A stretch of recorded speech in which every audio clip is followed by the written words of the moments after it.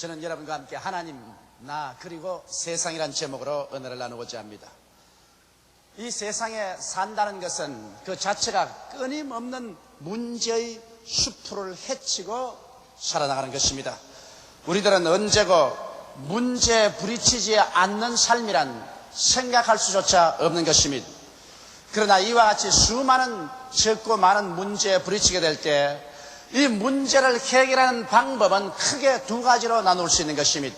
하나님을 알지 못하고 믿지 않은 사람들이 문제에 부딪힐 때 해결하는 방법과 하나님을 알고 주를 경외하는 사람들이 문제에 부딪힐 때 그 문제를 해결하는 방법은 판이하게 다른 것입니다. 첫째로 하나님을 믿지 않고 경외치 않는 일반적인 사람들이 문제에 부딪힐 때는 그 문제에 자기의 지혜와 지식과 총명과 경험과 노력과 수단과 방법과 최선을 다하여 부딪혀보는 것입니다. 전력을 기울여 해결해보고 해결이 되면 성공하고 해결이 안 되면 좌절하고 실망하고 패배하고 절망해버리고 마는 것입니다. 그러나 우리 예수를 믿는 사람은 문제에 부딪힐 때 이와 같이 평면적으로 대하지 않습니다. 우리는 온 우주를 지으시고 이를 소유하시며 이를 다스리시는 하나님이 계신 것을 알고 있습니다. 이렇기 때문에 문제에 부딪힐 때 믿지 않는 사람이 수평적으로 평면적으로 부딪히는 것처럼 하지 않고 우리는 수직적으로 부딪힙니다. 우리는 하나님과 부딪혀보는 것입니다.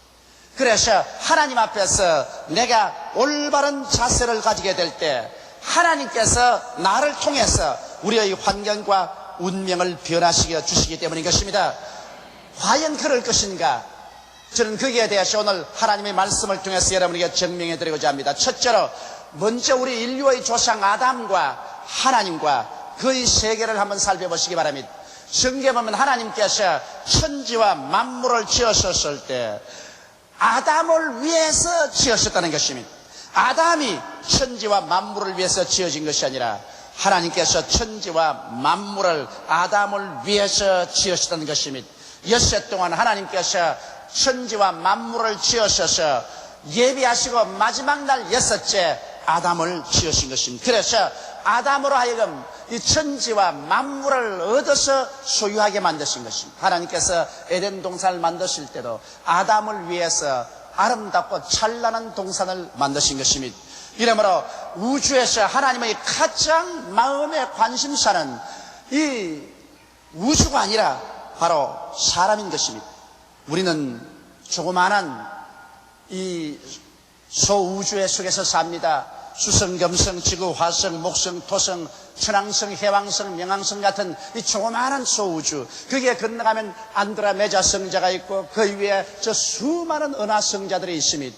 이로 인간의 머리로서 상상할 수 없는 거대한 별들이 있습니다. 그러나 하나님의 관심은 그런 별들에 있지 아니하고 우리 사람에게 있는 것입니다. 하나님께서는 사람을 하나님의 형상과 모양대로 지으시고 하나님과 대화하게 했기 때문에 하나님은 사람을 사랑하시고 사람을 위해서 온 천하를 지으셨습니다. 이러므로 사람이 하나님과 올바른 관계에 서 있을 때 하나님은 온 천하를 사람을 위해서 움직이시는 것입니다. 아담과 하와가 하나님을 사랑하고 신뢰하고 하나님께 소망을 두고 하나님께 순종하고 살아갈 때는 온 천하에 평화가 깍 들어찼습니다. 조화가 있고 질서가 있고 삶이 있고 기쁨이 있고 넘치는 생명이 있었습니다. 그러나 아담 하와 마음 가운데 탐욕이 들어왔었습니다. 마귀의 게임을 받아서 자기들이 하나님을 사랑하고 신뢰하고 소망을 갖고 경외하며 순종하고 살 것이 아니라 자기들도 하나님이 되겠다는 생각을 갖게 된 것입니다. 그래서 하나님께서 먹지 말라는 동산 중앙의 선악과를 따먹고 하나님께 반역하자 말자 하나님과 인간 사이의 교제는 끊어지고 말한 것입니다. 아담과 하와의 영은 죽어버렸어. 하나님과의 교통은 끊어지고 에덴에서 쫓겨나게 된 것입니다. 그 결과로 여러분 사람을 위해서 만들어 놓은 모든 환경이기 때문에 사람이 하나님과 교제가 끊어지자 사람으로 말미암아 온 땅은 저주를 받아 가시와 응극희가 나기 시작한 것입니다. 새들은 노래하다가 그만 가지에서 떨어져 죽기 시작하고 꽃들은 그렇게 향기를 풍기며 있다가 시들기 시작한 것입니다. 짐승들은 서로 물고 찢으며 온 세계는 썩어짐과 살상과 절망이 꽉 들어차게 된 것입니다. 이것은 바로 사람이 하나님 앞에서 그 거취를 잘못했기 때문에 사람으로 말미암아 다가온 환경적인 저주와 절망이요, 사람은 그때로부터 임하여 땀을 흘려야 먹고 살며 불화와 고통과 전쟁이 쉼없이 다가오고 흙으로 왔으니 흙으로 돌아갈 수밖에 없는 처절한 절망에 처하게 된 것입니다. 이러므로 여러분, 인생의 근본 문제는 수평적으로 환경을 아무리 변화시키려고 애를 써도 그것이 해결되지 않습니다. 오늘 20세기를 통해서 인간은 정치, 경제, 교육, 문화, 군사, 과학에서 눈부신 성장과 발전했습니다. 인간의 지식과 인간의 과학 발전이란 가히 상상을 초월할 지경인 것입니다. 그럼에도 불구하고 인간은 그러한 능력을 가지고 자기의 운명과 환경을 지배하지 못합니다. 이 세상에는 지금도 전쟁과 전쟁 소문으로 꽉 들어차고 처처에 기근과 지진이 있으며 미움과 절망이 있고 공포와 불안과 좌절감으로 꽉 들어차 있습니다.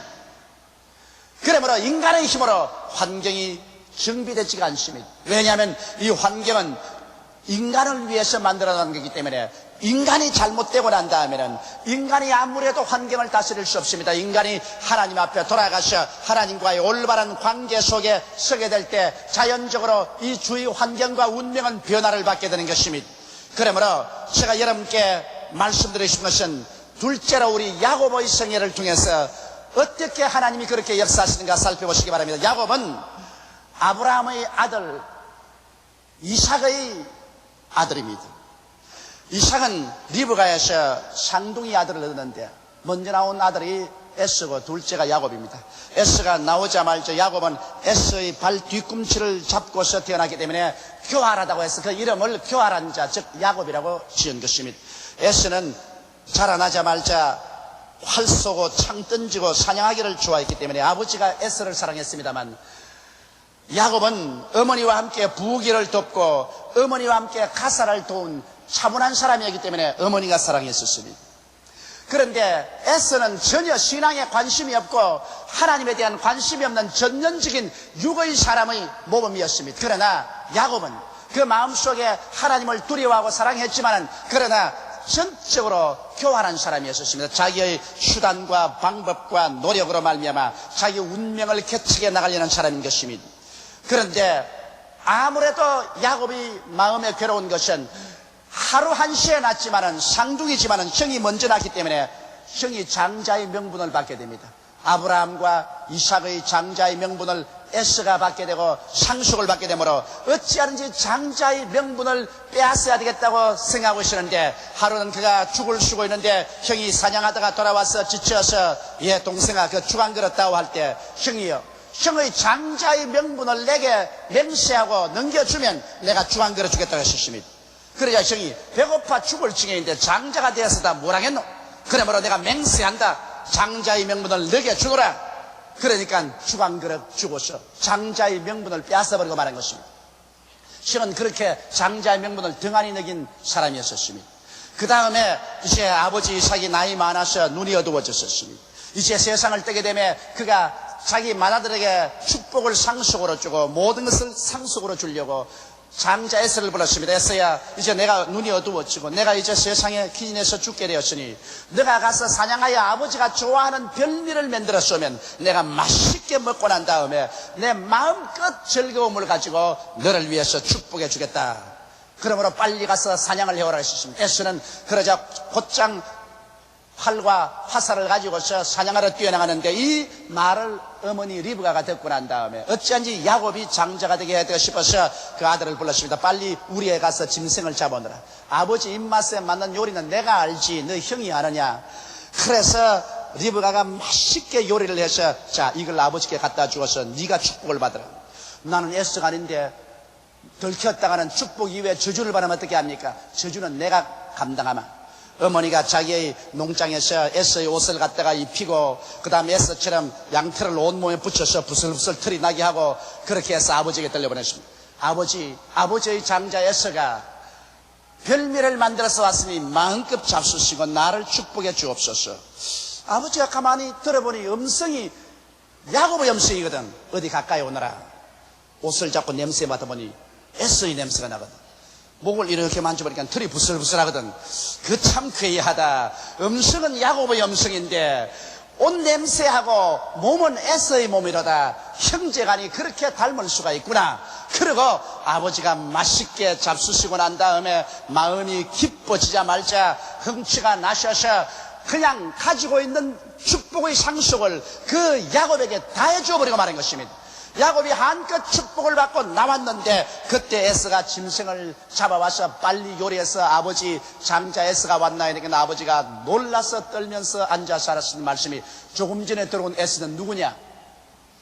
내 동생 야곱이 나를 가정에 들어와서 나의 축복을 다 빼앗았나이다. 아버지여 내게도 복 주시옵소서. 이 사람아 내게 줄 것이 없다. 내가 다 너희 동생 야곱에게 주어버리고 말았다고 말하셨습니다. 그러자 에서는 그때부터 속에 칼을 품었습니다. 이제는 두고 보자. 내가 아버지가 세상만 뜨면은 이 동생을 죽여버리겠다. 그 소리를 엄마가 듣고서 즉시로 야곱을 독촉에가 자기 친정으로 보내버리고 말았습니다. 이래서 야곱은 외아저씨 집에 가서 20년의 기나긴 세월 동안 머슴살이 하면서 외아저씨를 속이기도 하고 외아저씨에 속기도 하고 그래서 뼈가 으스러지도록 고생을 하고 살았지만은 20년이 지나고 난 다음 아직까지도 자기 집을 이룰 수 있는 그러한 재물을 얻지도 못하고 실력을 얻지도 못했습니다. 여러분 인간이 자기의 수단과 방법과 노력과 교활한 일로서 아무리 살아와봤자 그것은 수고와 고생과 땀 흘림뿐 마음의 참된 만족과 의와 평안과 희락을 얻을 수가 없고 삶의 이의와 가치도 얻을 수가 없는 것입니다.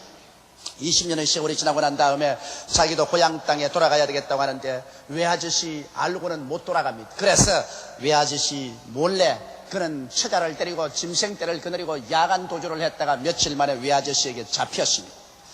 그러나 하나님께서 꿈에 외아저씨가 나타나서 야곱에게 손대지 말라고 하셨으므로 야곱에게 손 안 대었으나 다시 너가 내 집으로 돌아오면 가만히 있지 않고 죽여버리겠다 그러셨습니다.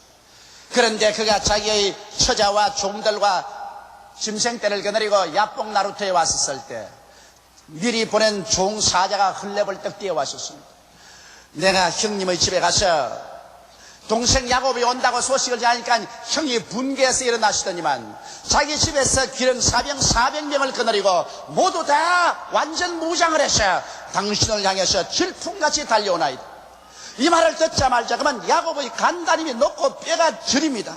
그래서 그는 또 인간의 수단과 방법으로 교활하게 형의 마음을 사보기 위해서 자기의 짐승떼 중에 얼마를 취해서 한 떼, 두 떼, 세 떼를 나누어 가지고서 형이 에서가 오는 곳으로 미리 보내서 형이 묻거들랑 그 동생 야곱이 보내는 선물입니다. 그렇게 말하도록 종들에게 훈련을 하고 그 다음에 자기의 처자들을 전부 강 건너 보내고 자기는 강 건너가지 않고 혼자 앉아 있습니다. 왜냐하면 형이 와서 짐승을 선물로 받고도 마음이 녹아지지 아니하여 처자를 칼로 치면 그때는 달아나겠다는 것입니다. 자기 혼자라도 살아보겠다는 것입니다.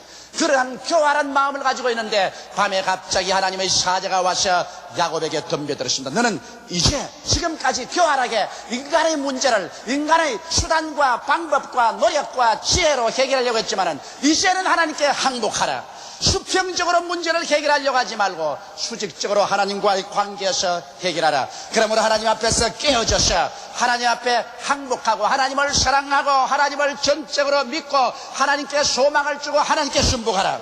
그러나 야곱은 그렇지 않으기로 반발을 했습니다. 나는 내 수단과 내 방법으로 살겠습니다. 밤새도록 하나님과 씨름을 하나 항복하지 아니하므로 하나님께서 손을 들어 야곱의 환두뼈를 쳤습니다. 야곱이 환두뼈가 그러져 넘어졌습니다. 그러자 그 인간의 모든 교활한 수단과 방법은 종말에 처하고 말았습니다. 왜냐하면 그 튼튼한 두 다리로 형이 오면 달아나려고 그랬는데 환두뼈가 그러져서 절름발이가 되었으니 이제는 형이 말을 타고 달려오는데 어떻게 두 다리로 달아납니까? 완전히 절름발이가 되었는데 그러자 야곱은 그 자리에서 쓰러져서 깨어지면서 손을 내밀어 그 천사를 잡고 말했습니다. 나를 축복하여 주옵소서. 이제는 나는 하나님과 나의 관계를 올바르게 정립해야 되겠습니다.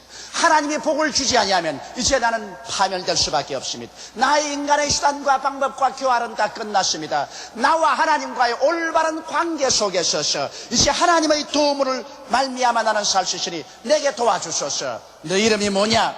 야곱입니다. 교활한 자입니다. 그래, 이제는 야곱이 아니다. 이제는 교활한 자 아니다. 이제 믿음으로 사는 사람이 되었은즉 너 이름을 이스라엘이라고 하라. 하나님과 씨름해서 이긴 자, 하나님의 왕자라고 하라.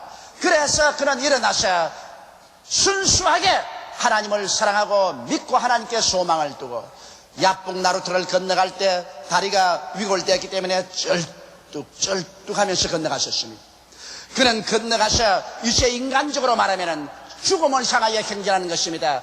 형이 400인의 군대를 가지고 20년 동안 칼을 벼르고 있다가 동생을 치려오는데 그곳에 자기는 아무런 무장도 없습니다. 눈에는 아무 증거 안 보이고 귀에는 아무 소리 안 들리고 손에는 잡히는 것 없습니다. 인간으로 볼 때는 칠흑 같은 어두움을 향해서 걸어갑니다. 그러나 이제 야곱은 인간을 살 때 수평적으로 문제를 해결하지 아니하고 수직적으로 하나님께 부딪혀 하나님과 문제를 해결하고 나면은 하나님이 수평적인 문제는 해결해 주는 것을 믿을 수 있게 된 것입니다. 그래서 그는 온 세상 사람이 볼 때는 마치 죽음을 향해서 행진하는 같이 보이지만은 야곱은 이미 하나님 앞에서 문제가 해결되었습니다. 하나님과 야곱 사이에 문제가 해결되었으므로 하나님이 야곱과 함께 행진합니다. 형이 분노하여 야곱을 단칼에 벨려고 뛰어오는데 야곱 가차에 오자 그 마음이 녹아졌습니다. 왜냐하면 눈이 따뜻한 봄 기운에 녹아지듯이 얼음이 불 앞에서 녹아져 버리듯이 하나님이 야곱과 같이 하시기 때문에 그가 야곱을 치려왔으나 가까이 오자 미움이 녹아져 버렸습니다. 분노가 녹아져 버렸습니다. 오히려 처근한 마음이 생겨서 그만 말에서 뛰어나와서 뛰어와서 그 동생을 얼싸안고 통곡을 하고 울고 환영을 하고 야곱을 치려오던 400인의 군대는 오히려 야곱을 호위해서 가는 호위군이 되어버리고 말한 것입니다. 여기에서 보십시오. 야곱이 20년의 세월 동안 그가 수평적으로 직접 인간의 수단과 방법으로 문제에 부딪혀보고 그 문제를 헤쳐나가려고 할 때 상처투성이밖에 아니었지만은 그가 야복나루터에서 하나님 앞에서 깨어져서 이제는 하나님과 자기의 관계를 올바르게 함으로 문제 해결을 하나님과 자기 사이에서 해결하는 것으로 할 때 하나님과 야곱 사이의 문제가 해결되며 하나님이 함께 역사하여 주셔서 온 세상의 문제는 자동적으로 해결되기 시작한 것입니다. 이러므로 성경 말씀하시기를 그 나라와 그 의를 먼저 구하라. 그리하면 이 모든 것은 자동적으로 다 더하여 주겠다고 말씀하고 있는 것입니다. 여러분과 하나님과 올바르게 관계가 맺어지면 하나님께서 같이 하심으로 하나님이 여러분을 위해서 일해 주시고 하나님이 여러분을 위해서 싸워주시는 것입니다. 그렇기 때문에 모세가 하나님과 올바른 수직적인 관계를 가지고 있을 때 앞에는 창렬한 홍해수가 갈리고 뒤에서 애굽의 대군대가 물밀듯이 쳐들어와도 모세는 두려워하지 않았습니다. 두려워서 고함을 치보고 아비규환의 절망에 처한 이스라엘 백성들을 향하여 너희는 오늘날 가만히 있어 여호와께서 너희를 위해서 싸우시는 것을 보라. 오늘 내가 본 저 애굽 사람을 영원히 다시 보지 아니하려고 말했습니다. 이는 여호와께서 너희를 위하여 싸우심이라고 말씀하는 것입니다. 여러분이 하나님과 올바른 관계 속에 서 있으면 그 다음 세상 문제는 하나님께서 여러분과 같이 하여 주셔서 문제를 능력과 권세와 기사와 이적으로 해결해 주시는 것입니다. 이렇기 때문에 예수를 믿지 않은 사람은 세상에 부딪혀서 해결하려고 하지만은 예수 믿는 사람은 먼저 하나님과 부딪혀서 하나님 앞에서 자기의 문제가 해결되고 올바르게 서게 되면 하나님이 같이 하셔서 문제를 해결해 주시는 것입니다. 셋째로 여러분과 나는 요셉에게서 한번 배워보십시오. 요셉은 바로 야곱의 12아들 중에 11째 아들입니다. 그런데 요셉은 아버지에게 크게 사랑받은 것은 다른 형제들은 별로 신앙이 없어도 요셉은 어릴 때부터 신앙이 있었어요. 그가 하나님 앞에서 계시를 종종 받았습니다. 한 번은 꿈을 꾸는데 형들과 함께 밭에 나가서 곡식단을 거두는데 자기 단이 가운데 서고 11단이 주위에 서더니만 자기 단을 향해서 절을 하는 것을 보았었습니다. 또 한 번은 꿈을 꾸는데 꿈에 해와 달과 11별이 하늘에서 줄을 서서 자기를 보고 절하는 것을 보았었습니다. 이것은 하나님께서 요셉이 그 가정에 어떠함이 될 것을 보여준 것입니다. 이 말을 식탁에서 했다가 형들이 분개 막심해서 모두 다 반항을 했습니다. 아버지조차도 요셉을 꾸짖었습니다. 그러나 아버지는 그 계시를 마음속에 품고 있었습니다. 여름철이 다가와서 형들이 목축하기 위해서 몇 달이고 집을 떠나서 이 산에서 저 산으로 이 풀밭에서 저 풀밭으로 돌아다닐 때 아버지가 요셉을 불러서 말했습니다. 형들이 안부를 묻고 이 음식을 형들에게 갖다 주거라. 그래서 요셉이 채색 옷을 입고 음식을 가지고 형들이 있는 곳을 찾아가서 가까이 가니까 형들이 말했습니다. 저 꿈꾸는 녀석이 온다.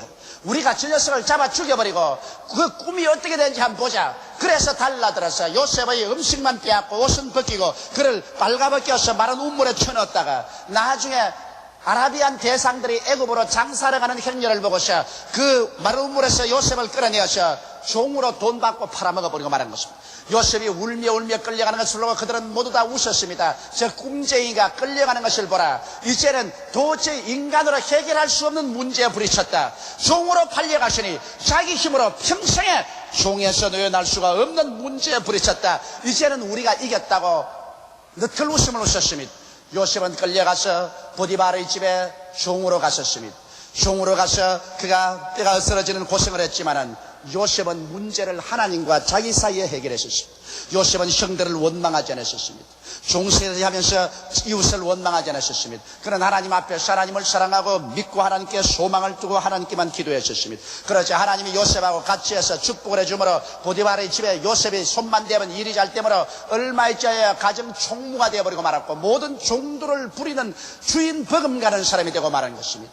그러자 주인의 아내가 요셉을 끊임없이 유혹하고 꾀지만은 요셉이 그를 거부해서 원한을 사게 되며 주인 아내의 모함을 받아서 주인에게 오해를 당해서 요셉이 형언할 수 없이 얻어맞고 그러고 난 다음에 12대 감옥에 갇혀버리고 말한 것입니다. 이렇게 억울한 일을 당해도 요셉은 이 문제를 사람과 대결해서 해결하려고 하지 않았었습니다. 요셉은 그럼에도 불구하고 그런 문제를 하나님과 자기 사이에서 해결하고 하나님만 의지하고 하나님을 바라보고 기도했었습니다. 그러자 하나님께서 감옥에도 갇혀야 주셔서 하나님이 축복해 주시며 전옥의 신임을 받아가지고서 감방 열쇠를 모두 다 요셉이 쥐고 죄수들을 요셉이 돌보게 됐습니다. 그럴 때 반란을 일으키다가 잡혀온 떡장관도 들어오고 애굽의 술장관도 들어왔었습니다. 그러나 그들의 꿈을 꾸고 요셉이 해결해 준 대로 떡장관은 사형을 당하고 술장관은 복직이 되어서 돌아갔었습니다. 2년여 동안 감옥에 있으면서 요셉은 눈에 나무 정가 안 보이고 귀에는 아무 소리 안 들리고 손에는 잡히는 건 없었습니다.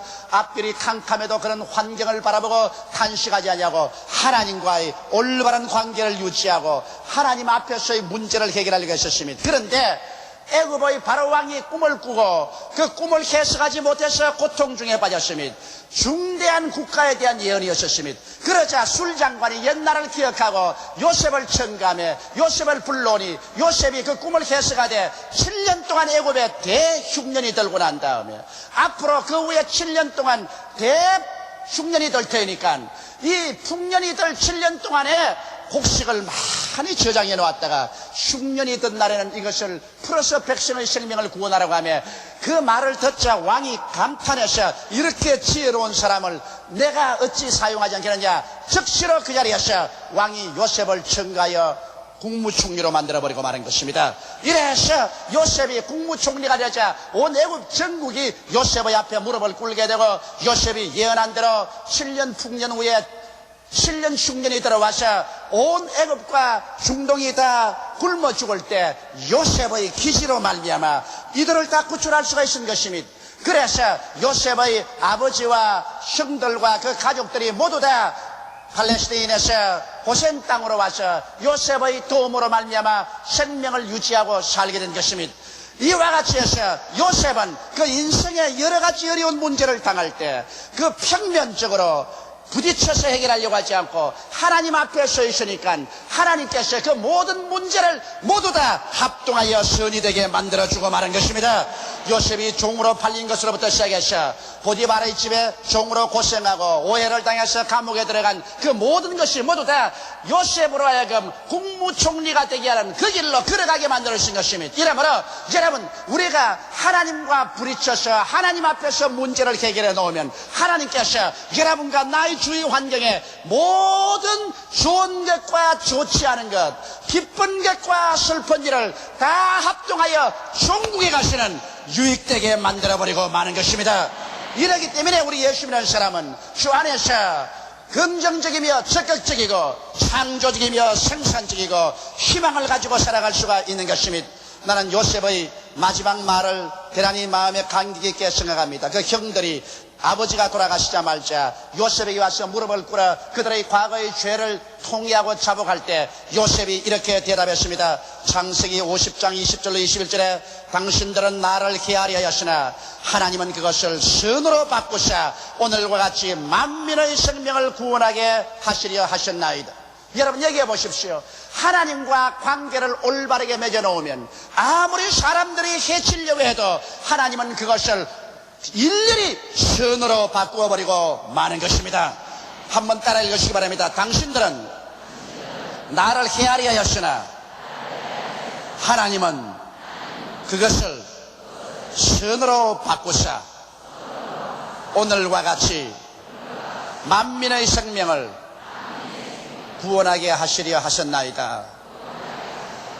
여러분께서 하나님과 올바른 관계에서 문제를 하나님 앞에서 해결하십시오. 남편과 부딪히려고 하지 마시고 아내와 부딪히려고 하지 마시고 자식들과 부딪히려고도 하지 마십시오. 이웃과 부딪히려고 하지 마십시오. 문제가 생기면 여러분은 인간의 수단과 방법과 노력으로 문제에 부딪히려고 하지 말고 여러분은 하나님 앞에서 올바로 서게 되시기 바랍니다.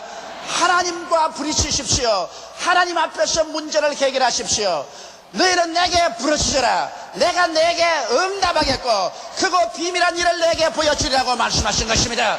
하나님 앞에 올바른 사랑을 갖고 올바르게 믿고 하나님을 올바르게 신뢰하여 소망을 갖고 순종하고 하나님 앞에서 문제가 해결되면 내 주위 환경과 운명의 문제는 하나님이 해결하여 주시는 것입니다. 주께서 함께 살아주시고 주께서 함께 행해주시고 주께서 싸워주시고 주께서 보호하여 주시는 것입니다. 이러기 때문에 우리 예수 믿는 사람들은 이 점에서 인본주의가 되지 말고 신본주의가 되고 인간으로서의 우리의 문제를 해결하려고 하지 말고 언제나 하나님 앞에서 문제를 먼저 해결하면 하나님이 여러분과 나를 위해서 영원히 잘됨같이 범사에 잘되며 강건하고 생명을 얻되 넘치게 얻도록 우리 주위를 섭리하고 다스려 주시는 것입니다. 다 같이 고개 숙여 기도드리겠습니다.